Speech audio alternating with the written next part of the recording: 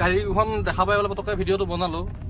আজিৰ যুগতো বাৰু এনেকৈ মানুহে অভাৰলোড নিয়া নাই, ইমান ধৰি আছে, প্ৰশাসনে ইমান উনুকিয়াই দি আছে, তাৰপিছতো মানে কি ক'ম আৰু। চাওকচোন আপোনালোকে নিজে চাওক, এই খেৰৰ গাড়ীখন লক্ষ্য কৰক, মানে গোটেই ৰাস্তাটো ব্লক কৰি গৈছে।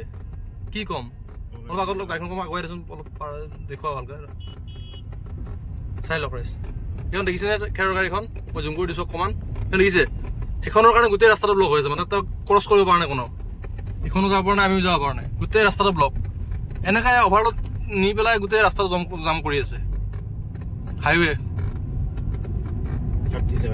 37ত কি ক'ম, মানুহবিলাকৰ মানে নিজৰ লাইফৰ ৰিস্ক নাই, বেলেগৰ লাইফৰ লগতো খেলা কৰে।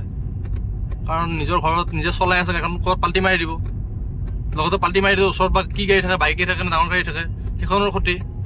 সকলোৰে নিজৰ নিজৰ কথা ভাবিব লাগে, নাভাবে কোনো, খালি চব নিজক লৈ ব্যস্ত, কাম গৈ আছে, আগবাঢ়ি গৈ আছে, গোটেই ৰাস্তাটো ব্লক কৰি। মই দেখুৱালোঁ, আপোনালোকৰ মতামতটো জনাবচোন। এনেকৈ আজিকালি এনেকুৱা নিজৰ লাইফৰ লগত খেলি পেলাই এনেকৈ যায় নেকি বাৰু?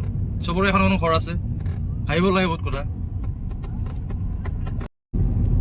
এয়া দেখিছেনে, আমি মানে আমাৰ দিয়া এখন আছিলে, দেখিছে আপোনালোকে, দিয়া এখনো কোনোমতে ক্ৰছ কৰি গ'ল, তাতে আমাৰ ভয় লাগি আছে, আমি কেনেকৈ ক্ৰছ কৰিম? মানে নিজৰ বিপদ নিজে মাতি পেলাই, মানে কি ক'ম আৰু। দেখিছে কিমান মানে লোড, অভাৰলোড, দেখিছে, ক্ৰছ কৰিব ভয় লাগি আছে আমাৰ। এইখন গাড়ী ক্ৰছ কৰি গ'ল বাৰু, মানে বিপদ কাৰ কাৰণে কোটাই কোনেও মানে গম নাপায়।